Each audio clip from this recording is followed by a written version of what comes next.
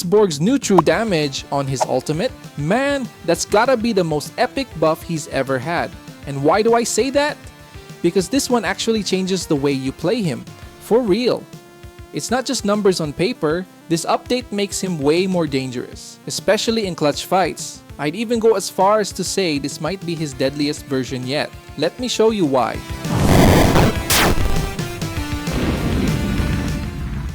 Kamusta everyone?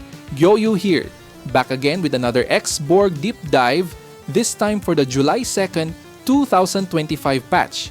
Before we jump in, roll call muna tayo. If you're tuning in, smash that like button and hit subscribe for more Xborg and mlbb content coming your way. Also, I'll mark you present for your attendance today. And for my loyal subs and fellow Xborg mains, you already know what to do. Drop that fire emoji in the comments. If you do, I'm obligated by our weird but awesome tradition to reply with the sun emoji. I know it doesn't make sense, but that's what makes it fun. So just do it. Alright, now let's dive into what this patch really means for Xborg and why it might be his deadliest version yet. Alright, so I've divided this deep dive into different parts, and if you want to skip ahead to a specific section, feel free to click on the timestamps down below in the description. Now let's start with the basics. What exactly changed in the patch? So last July 2nd, 2025, Xborg got something huge. True damage on his ultimate Last Insanity. Yep, that's right, true damage. But of course, to balance that out, the devs slightly nerfed his spin count from 14 ticks down to 12. Honestly, I think that's a great trade-off. This buff makes him way more dangerous, especially in team fights. Although, I have a feeling this might get nerfed or adjusted again. Maybe right before the Metro Zero skin drops. Hopefully not though, because right now, Xborg is absolutely insane. Quick disclaimer! Before you drop any negative comments about this deep dive, I'd really appreciate it if you could watch the whole video first, just so you can get the full picture of what I'm trying to say. Everything I'm sharing here is based on my own experience as a solo queue player, joining random lobbies and grinding ranked games throughout the week. But of course, if you have your own observations or thoughts about the Xborg patch, I'd love to hear them. So feel free to drop them in the comments section and let's talk about it. Alright, with that out of the way, let's proceed. So how in the world does he become deadly? Well, based on my tests and solo ranked games this past week, I've noticed 3 major shifts in Xborg's overall gameplay, and these are game changers. I'm talking about changes in his item build, emblem setup, and most importantly, his role during team fights. Let's start with the item build. Right now, Xborg leans more into being a damage-dealing zoning hero. His ability to secure kills during clashes, especially around objectives like Turtle and Lord, has gone way up thanks to that true damage on his ultimate's Flame Spray. Because of that, Sky Piercer has become a top priority, right after War Axe. And yep, War Axe is still the best core item for Xborg, even before the patch.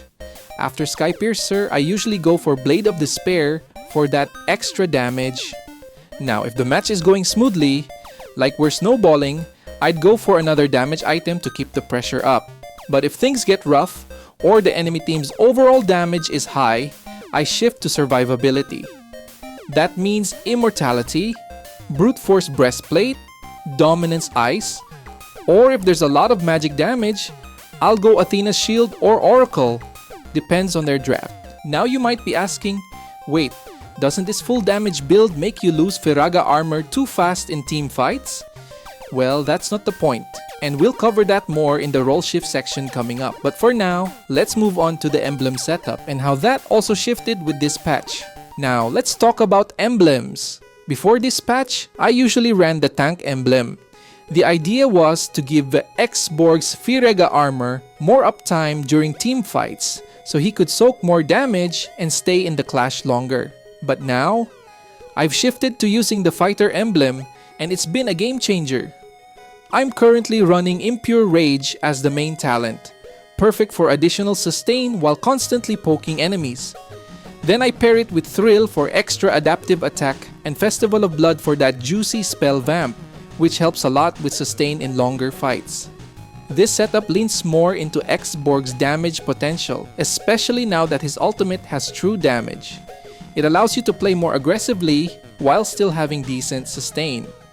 Alright, now that we've covered items and emblems, let's move on to his role during gameplay, because this is where the real shift happens. Alright, so let's talk about Xborg's new role and how I've adjusted my playstyle around it. Right now, my current gameplay approach is to use ultimate early, depending on the type of enemy I'm facing. If I'm going up against a tanky hero, I'll use first skill to build up heat stacks to max.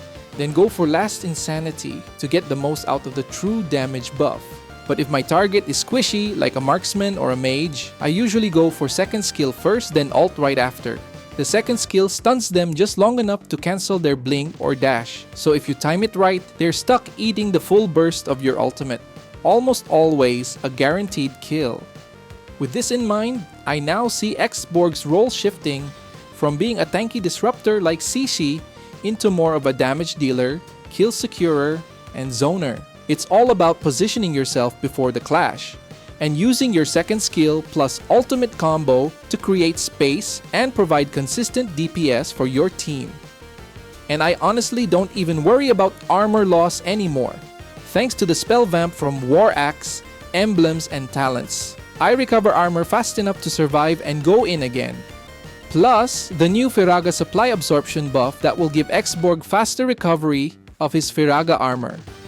With this setup, I've been dominating my ranked grind last week, and I'll be uploading those gameplay sessions this week so you can see exactly how I play this new patch. So don't forget to subscribe and hit that notification bell so you don't miss any of those uploads. Oh, and if you want to learn how I time Xborg's second skill, I've made a separate deep dive video just for that. You'll find the link in the description below, so go check it out when you have time. So, do I think this buff is enough to bring Xborg back to the meta? For me, honestly, it's still a no. There are still a lot of strong counters out there. Heroes like Zilong, Ling, Fanny, or pretty much any high mobility assassin can still make life hard for Xborg. And based on current stats, as of the date of this video, he's still sitting at 108th place in terms of pick rate among Mythic Glory Plus players. So yeah, he's not meta yet. But I will say this, the buff is solid. It's not enough to push him into competitive priority, but it definitely makes him more dangerous, especially around objectives and mid to late game clashes. And right now, I actually feel confident picking Xborg early in my solo ranked games. I don't feel the need to wait for the enemy draft just to avoid sacrificing my win rate. The buff gave him just enough power to hold his own, if played right. So, what do you think about this deep dive video? Did I miss anything important? Or do you have your own take on the Xborg buff? Feel free to drop your thoughts in the comments. I'd love to hear your insights and start a conversation with fellow mains. I'll be showing some of the major highlights from my ranked grind session right after this, so make sure to watch till the end. That's it for now. See you in the next video. Peace out, fam! I'm gonna incinerate.